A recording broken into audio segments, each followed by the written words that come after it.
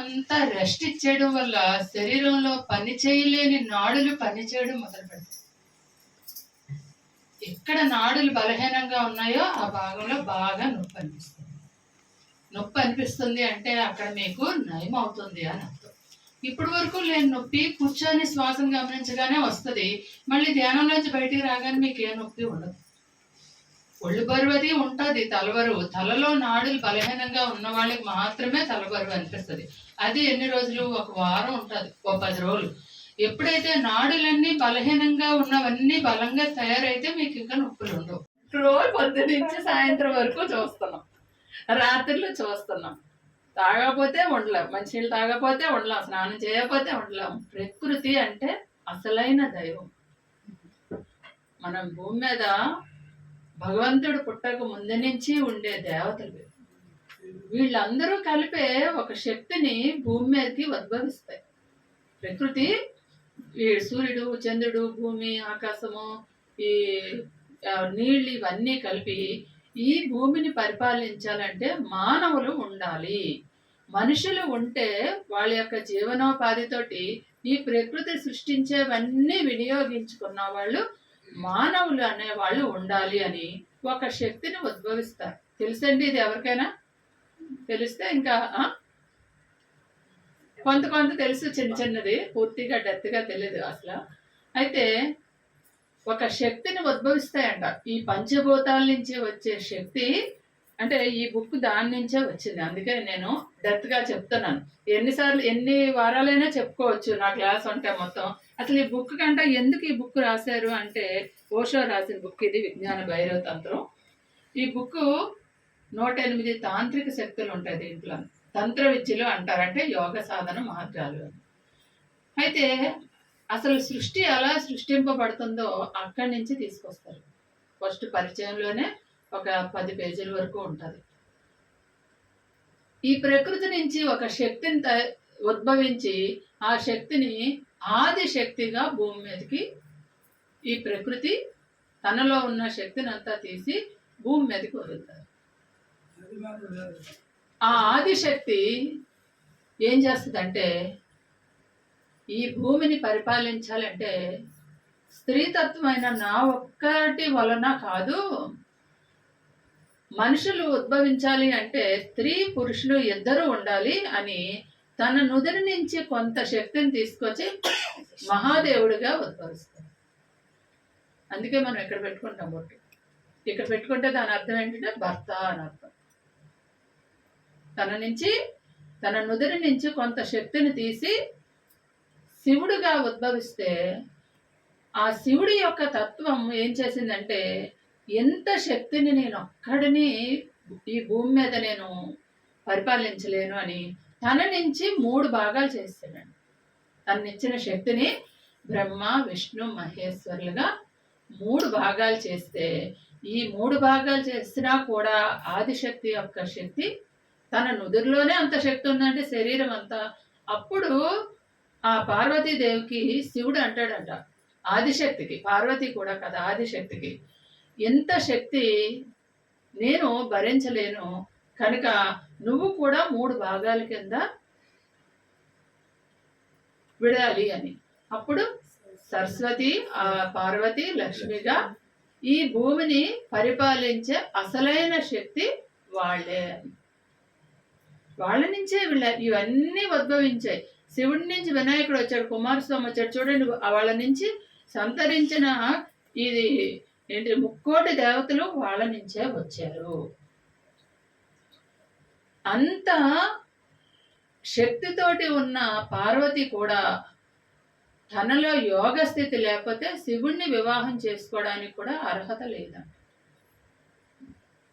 అంటే యోగ స్థితి అంటే ఎంత అద్భుతంగా ఉందో చూడండి. ఆ భగవంతుడినే తన నుంచి ఉద్భవించుకున్న శివుడిని కూడా వివాహం చేసుకోవాలి అంటే ఆ పార్వతీదేవి 3 జన్మలు ఎత్తిందంట. మరణించి పుట్టి మరణించుకోలేక తన్ని తాను నశింపు చేసుకొని మళ్ళీ ఇంకా అలా 3 జన్మలు ఎత్తిన తర్వాత ఆ భగవంతుడి దగ్గరికి భారీగా వెళ్ళిందంట.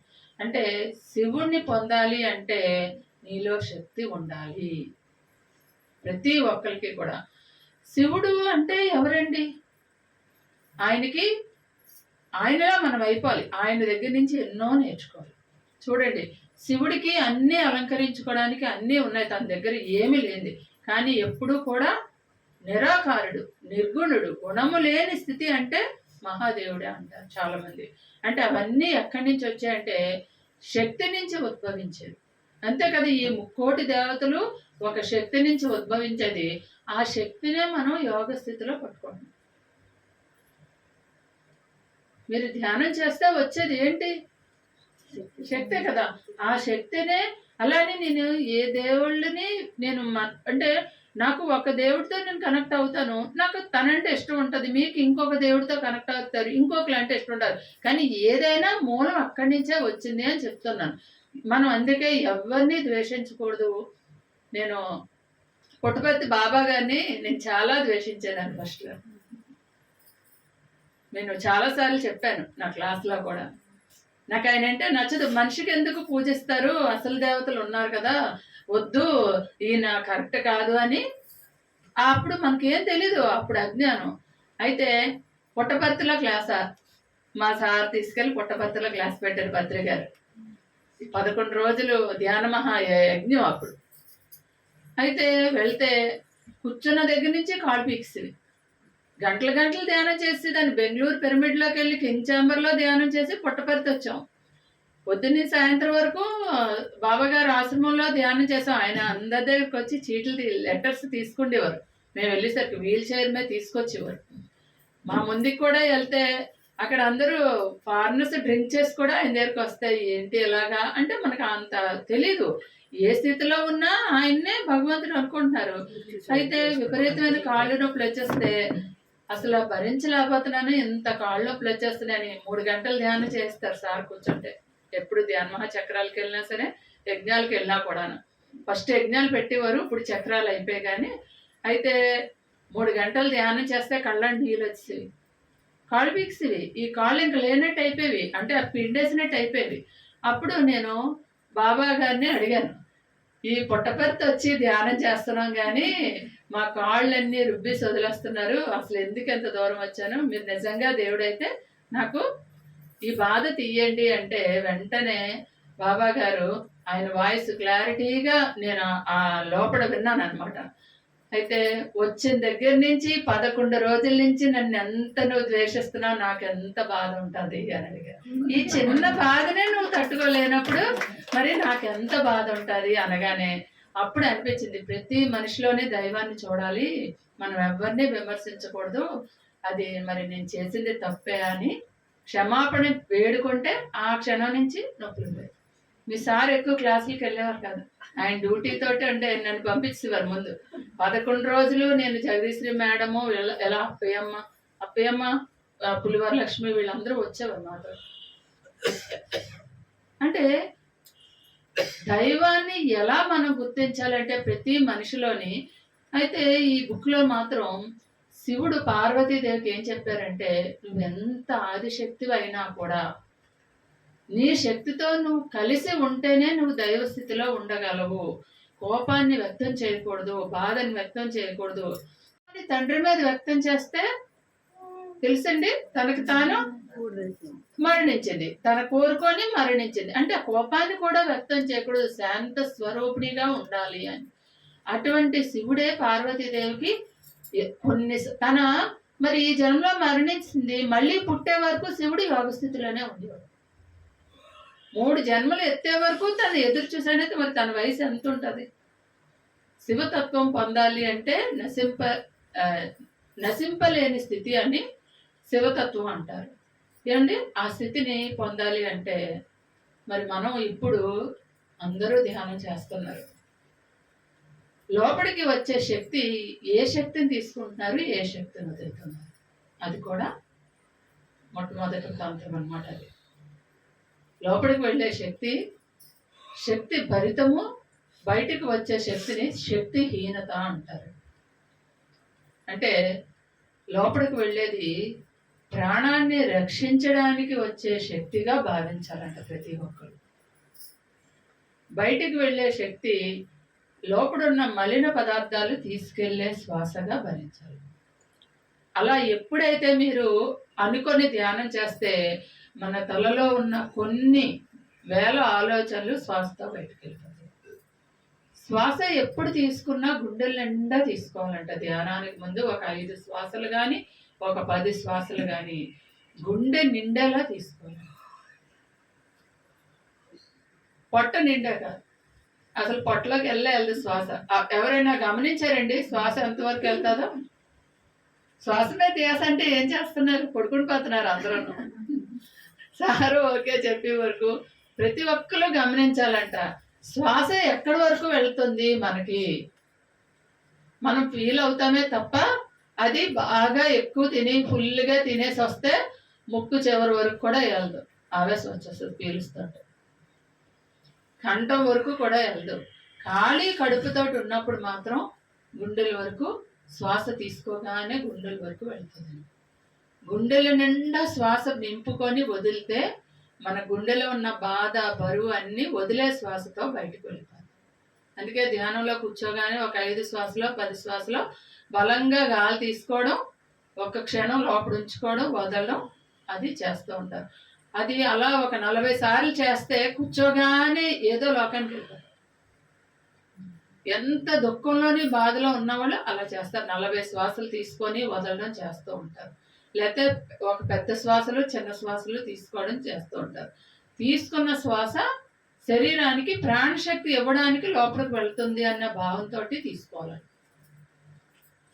వదిలే శ్వాస లోపల ఉన్న మలిన పదార్థాలన్నీ బయటికి పంపించేస్తుంది అని అలా ఫీల్ అయితే శ్వాస భరితము, శ్వాస పూరితం, శ్వాస భరితం అని తీసుకున్న శ్వాసకి వదిలే శ్వాసకి అర్థం ఉంటుంది. మామూలుగా కూర్చొని కళ్ళు మూసుకొని కూర్చొన్నంత వరకు మనకు తెలీదు. ఇలా ఒక 5-6 శ్వాసలో 10 శ్వాసలో తీసుకొని ఒక క్షణం ఉంచి పూర్తిగా వదిలేస్తే వెంటనే ధ్యానంలోకి వెళ్ళిపోతారు. ఎప్పుడైనా మనకి చికాకుగా ఉండి ధ్యానం కుదరకపోతే ఇది ఒక పద్ధతి. ఇంకోటి, తీసుకున్న శ్వాస ఎంతవరకు వెళ్తుందని దాంతోపాటు లోనికి వెళ్ళిపోవాలి. మీరు పీల్చే గాలికి అది ఎక్కడి వరకు వెళ్తుందో తెలియాలి అంటే ఏం చేయాలి?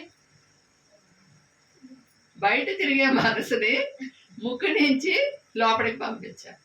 అంతే కదా చేసేది అందరూను. అది వెళ్ళే మార్గం మనకు తెలిస్తేనే కదా ఎవరైనా మనసుని మీ లోపలికి పంపించండి.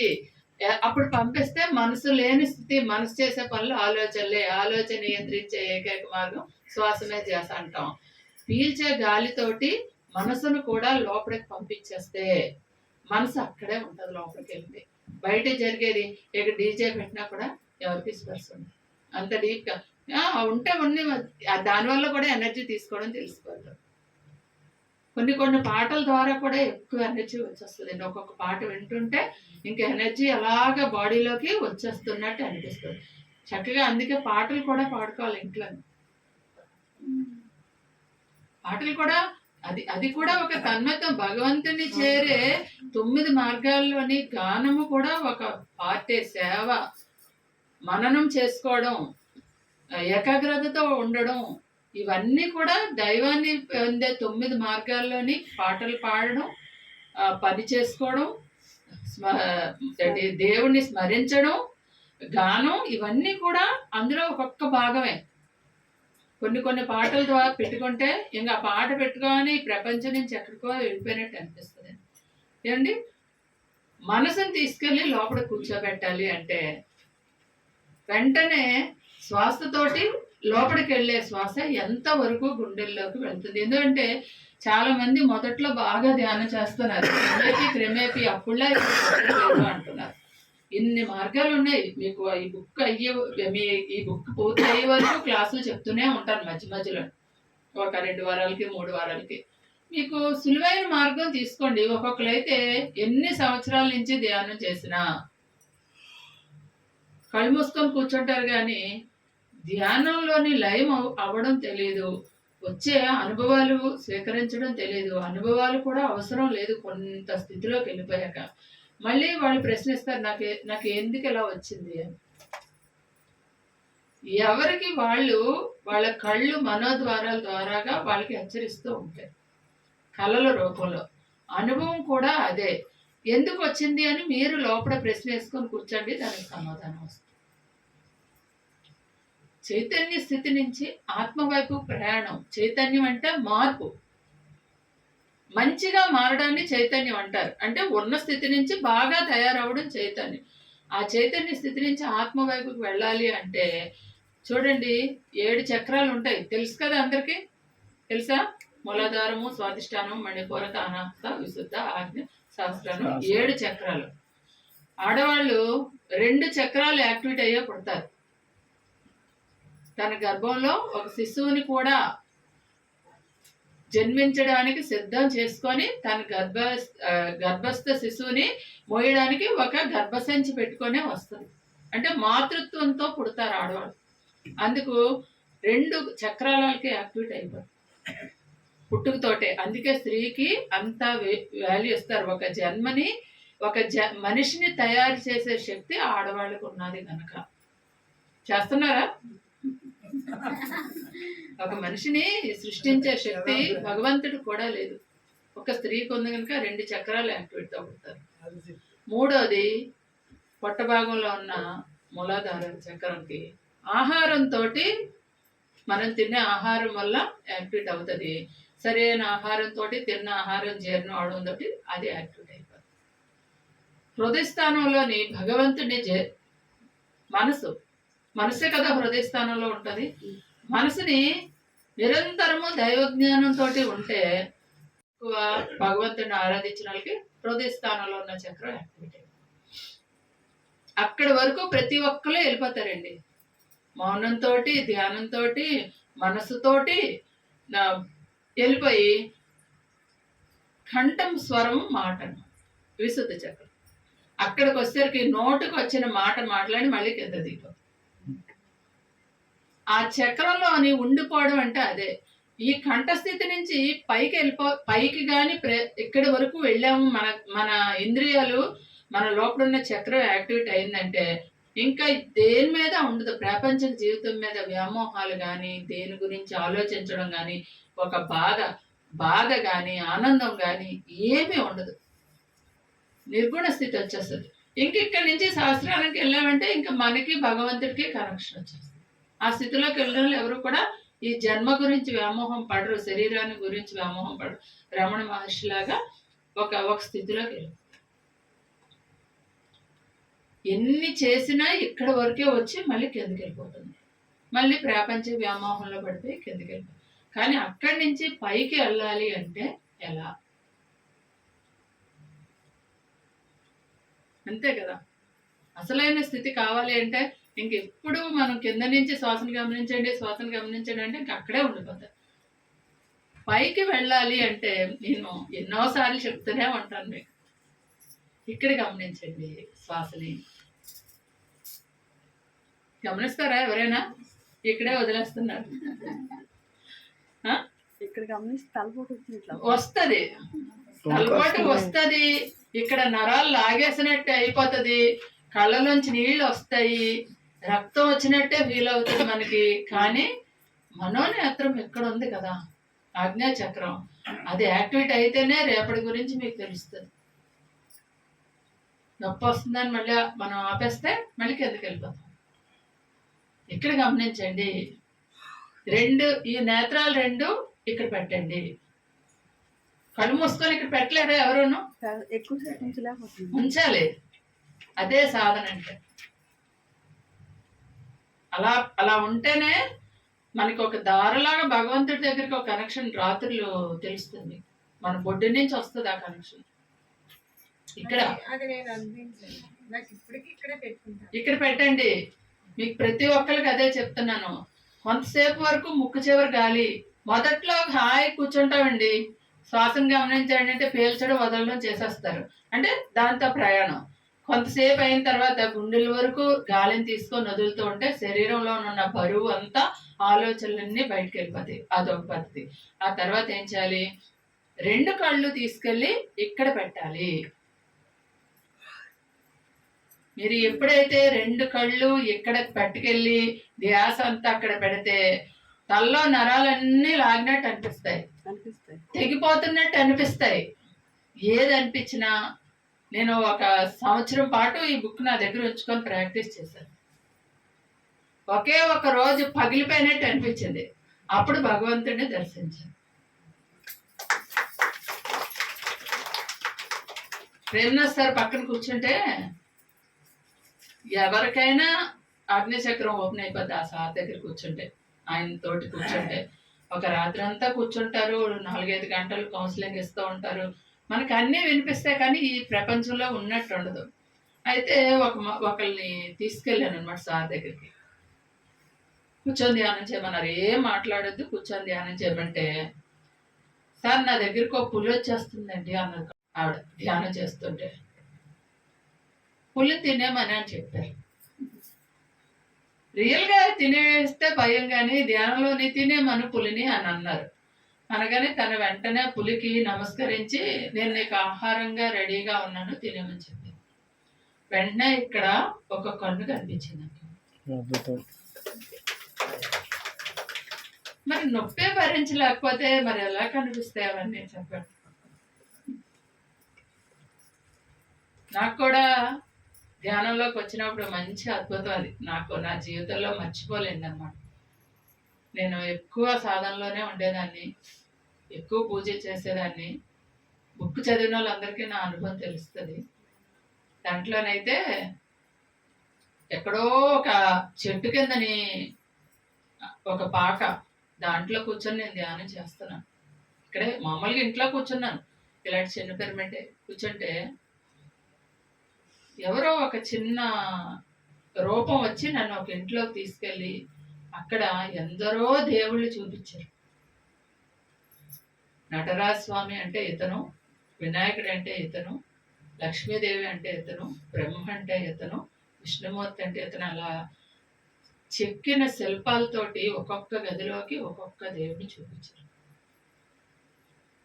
అలా ఇంకా ఆ కళ్ళంట అలా కారిపోయేవి అలా చూస్తుంటే. రియల్గా మామూలు కళ్ళుతో చూసిన దానికంటే క్లారిటీగా. అప్పుడు శివలింగంకి ఒక కన్ను చూసి నేను అడిగాను అనమాట, శివలింగంకి ఎక్కడా కన్ను చూడలేదు, మీ దగ్గర కన్ను చూస్తున్నాను అని ఆ లింగంతో నేను అప్పుడు మాట్లాడాను. ఎలా ఈ కన్ను మీకు ఎలా వచ్చిందండి అని. మనకు అన్ని డౌట్లే కదా మొదట్లోనే.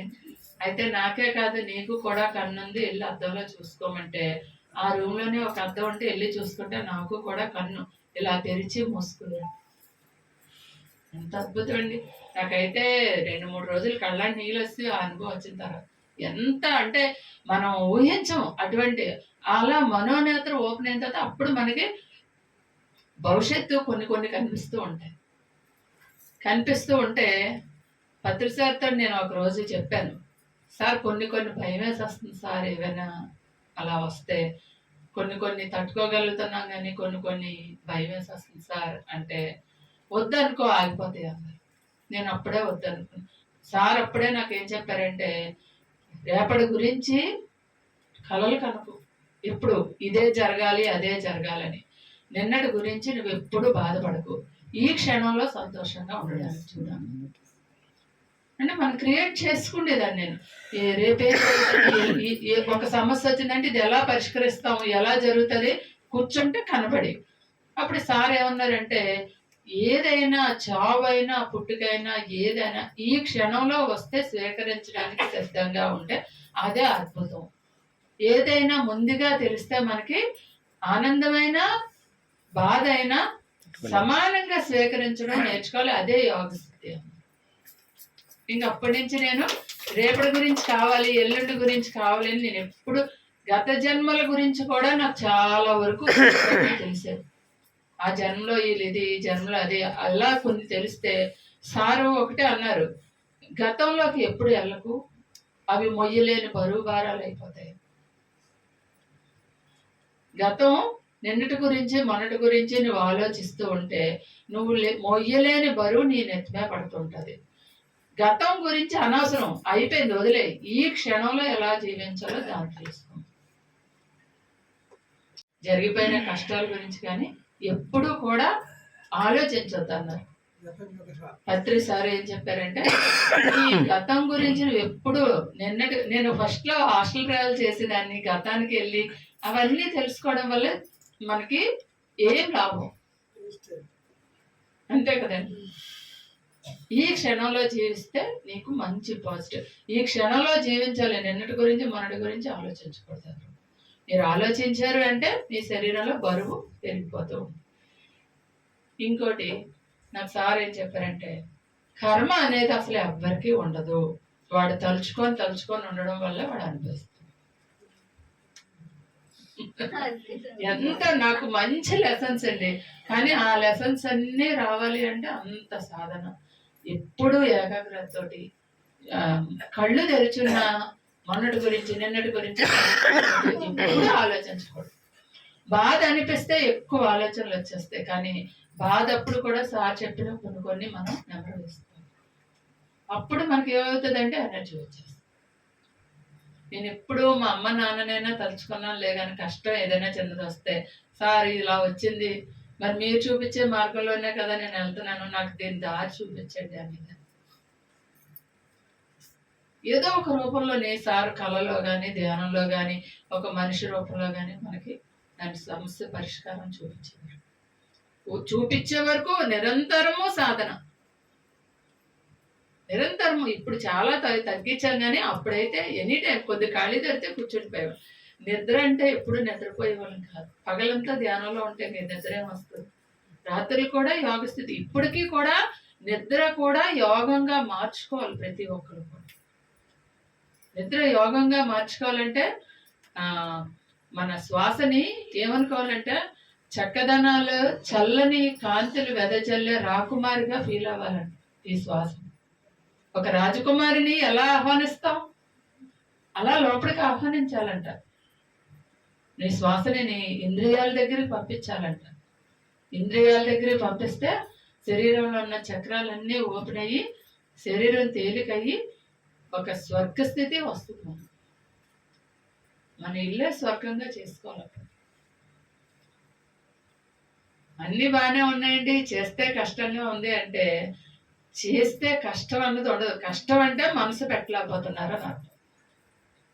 మీ శరీరమే ఉంది కానీ మీ మనసు అక్కడ లేదు అని అర్థం, అంతే కదండి.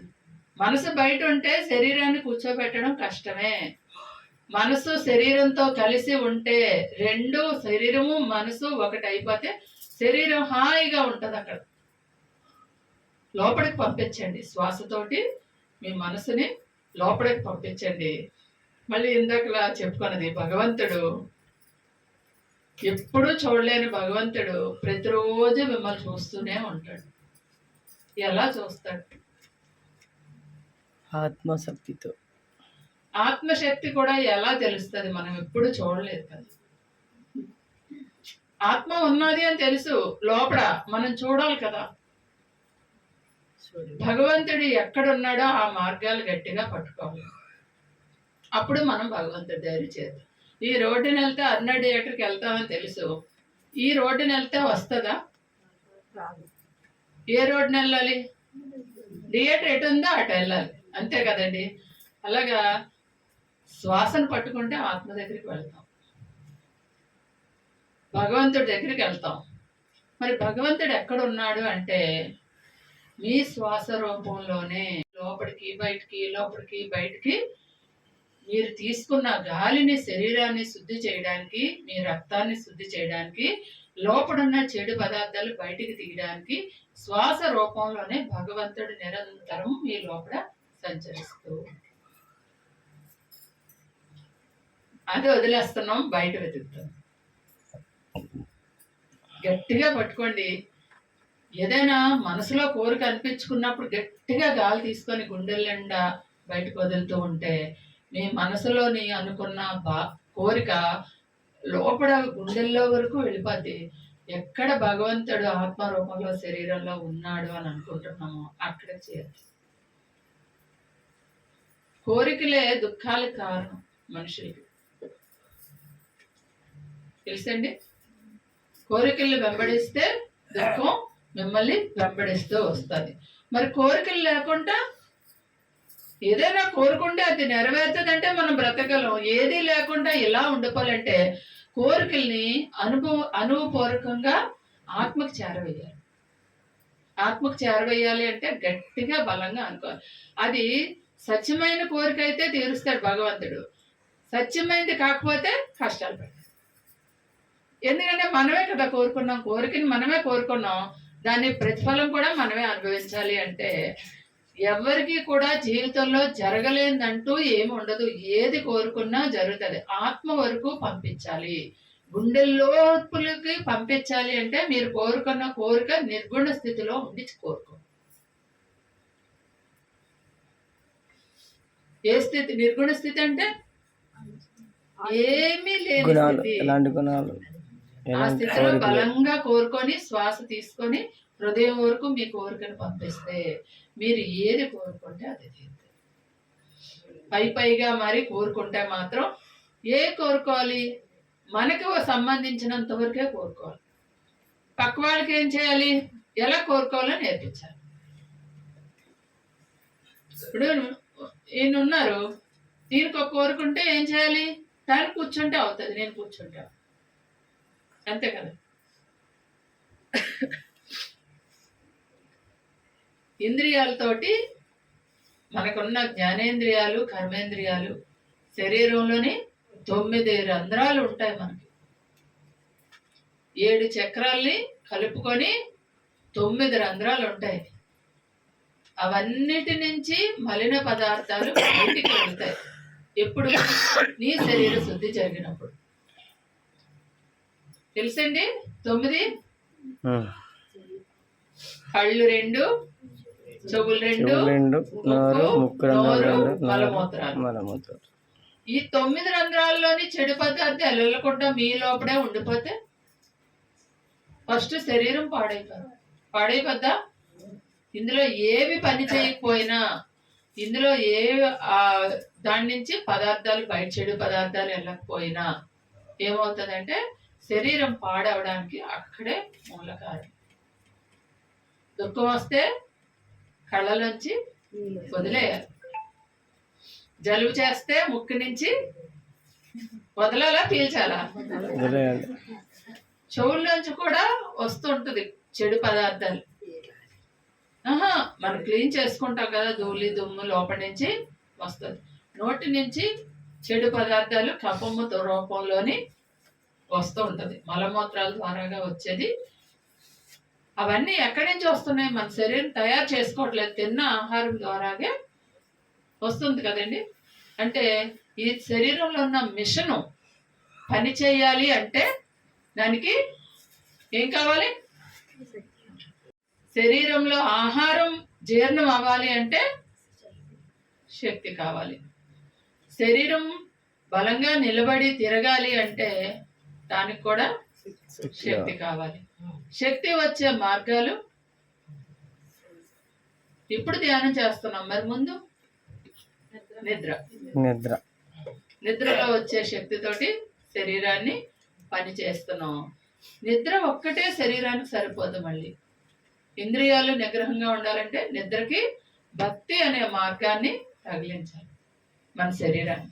అప్పుడు మనసు కుదుటిగా ఉంటుంది. భక్తి అన్న ఖడ్గంతో మనసుని ఛేదించాలి.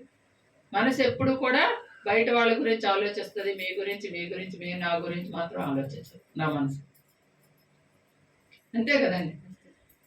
మనసుని ఏం చేయాలంటే భక్తి అన్న ఖడ్గంతో ఖండించి లోపలికి పంపించాలి. లోపలికి వెళ్ళే మార్గం కూడా చెప్పాను కదా. లోపలికి వెళ్ళే మనసు బయటికి రాకుండా ఉండాలి అంటే 2 కనుబొమ్మల మధ్య ధ్యాస. రూమ్ లోకి వెళ్ళిన తర్వాత డోర్ వేసేస్తుంది. ఏం చేస్తుంది? నీ గురించి ఆలోచించేది నా గురించి ఆలోచించడం మొదలు పెడతారు. అంతే కదండి. అలా నేర్చుకోవాలి. ఒక అరగంట మనం ధ్యానం చేద్దాం. ఈ తంత్రశక్తితోటి 3 మార్గాల్లోని నేను చెప్తాను. ఒక్కొక్క మార్గం ఒక అరగంట. దీనికి క్లాస్ కంట ప్రాక్టీస్ ముఖ్యం.